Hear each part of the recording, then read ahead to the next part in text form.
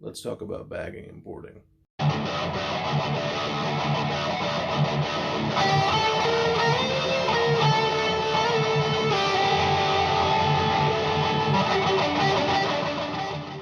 So you've bought some comic books and you decided that you want to start collecting comic books. So if you're going to collect comic books, you need to know how to store your comic books properly. So the first thing you want to do is you don't want to just store your comic books as they are, just no protection. You want to put these in a bag and a board. And so there's different sizes bags and different size boards, and they correlate with one another, and you want to make sure that you're getting the right size for your stuff. And so you've got current age boards and current age bags, and you've got silver age boards, and you've got silver age bags. So all of your comics that you buy new right now, and all the comics of the 90s, you know, those are going to fit in your current size, or some companies call them modern size, modern age bags and boards.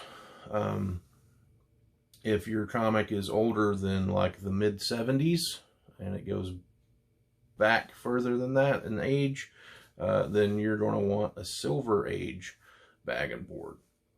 And if it's even older than that, if it's super duper old, you're going to want a golden age book, golden age bag and board. So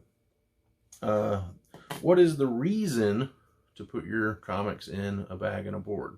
Well, to protect it, obviously, but what are you protecting it from? So a bag and a board is going to protect the comic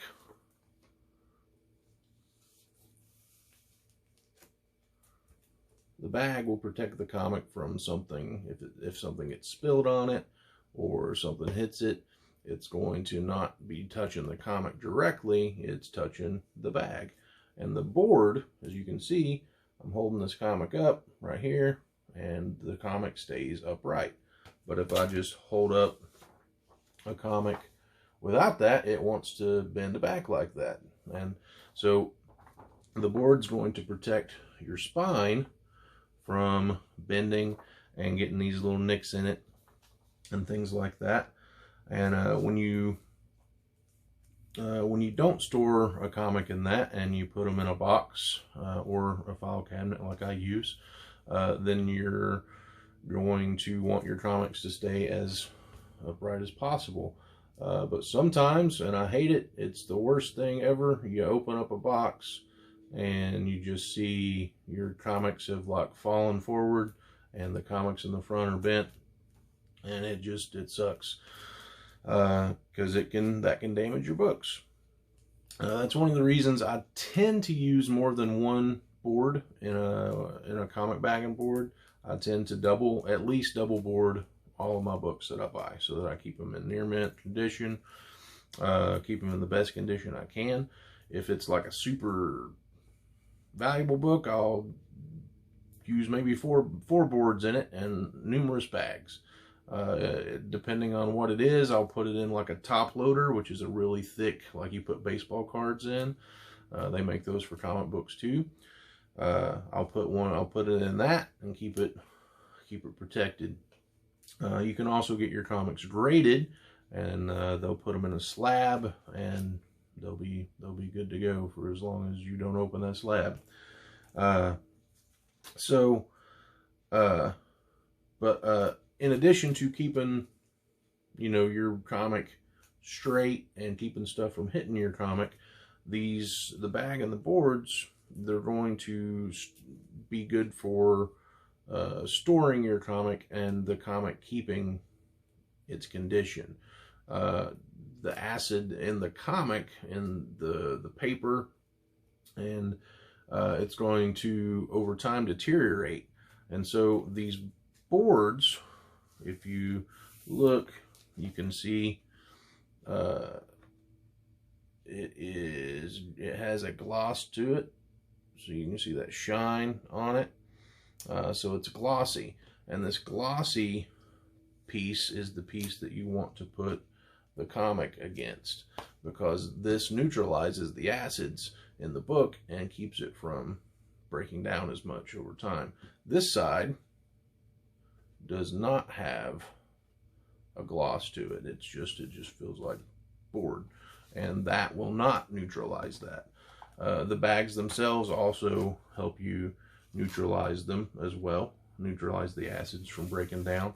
If you've ever bought like a really old comic book and you see the board, when you take it out and you see like the kind of like the shape of the image on the back of the comic pressed up against the board, that's those acids breaking down over time.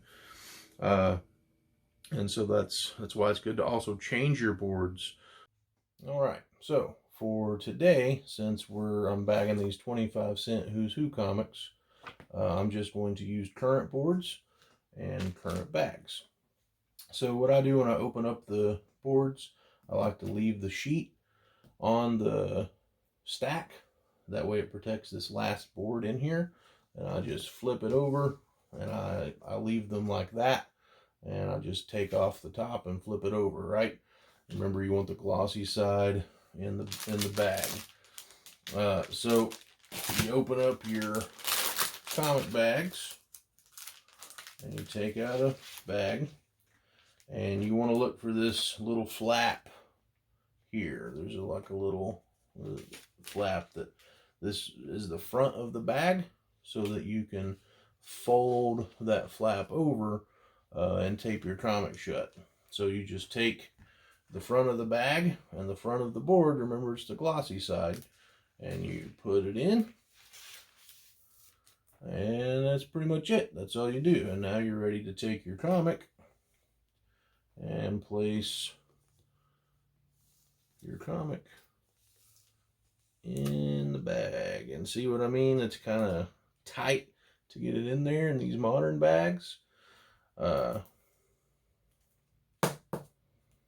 But it's in there, and that's why I wanted to use these current bags for these 25-cent comics, because it is snug in there, and it'll keep it nice and tight, and I don't need to use multiple boards.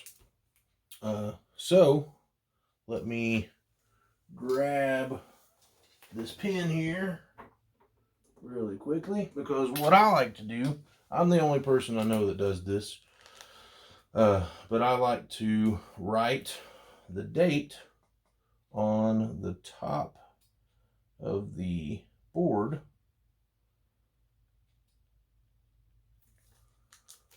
And I do it, just like that. And then, you let your ink dry a minute. But I do that so that I know the day that I put this comic in this bag and board, because these bags and boards, they don't last forever. They will break down over time, and they do need to be replaced. And they say that you want to do that every 7 years, but I've had comics that I went back and revisited that I bought like 12 years ago, and they still seemed fine. But because of that standard, I will replace them if I've reread them. But for archival purposes, this will be fine until you go get it again. But every decade or so, you want to change out your bags. I personally would stick closer to the 7-year mark, but that is just me. So then you're going to want to use tape. I like to use just transparent tape, because it looks better in my opinion. So you just take off just a little bit of tape, and then you fold your comic in, your flap, and you put your tape on, press it in where it's good, nice and sealed up. Do the same for the other side, and voila, you've got a bagged and boarded fresh comic book, and it makes it look better too. So let me show you what I was talking about. So a while back, I bought some Flash comics. I bought a bunch of comics from a dude off of Facebook. It was just $50 for like 200 comics, and most of them wound up to be Flash comics. I bought it blind. I was like, I like blind bags like that. So I haven't decided if I wanted to keep them or not. So I just left them in the bags and boards they came in. So you can see that this bag, like you can just, it's got wrinkles in it, and it's lost some color, and it's just not appealing.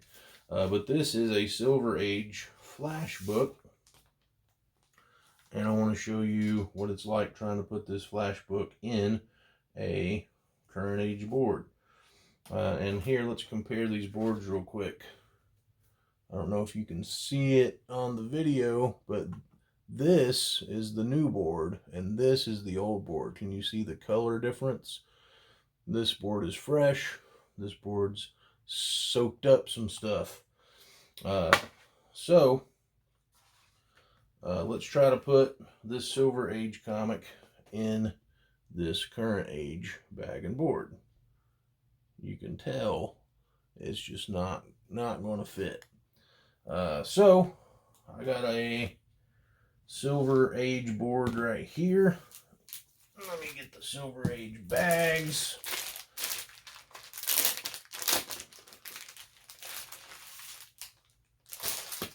I'll show you what I do. So take my board, put it in my bag.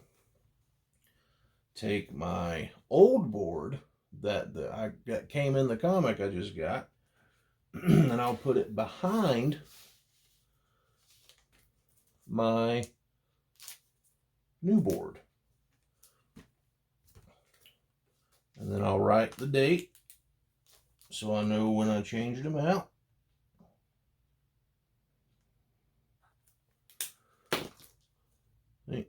And then just slide my comic right in,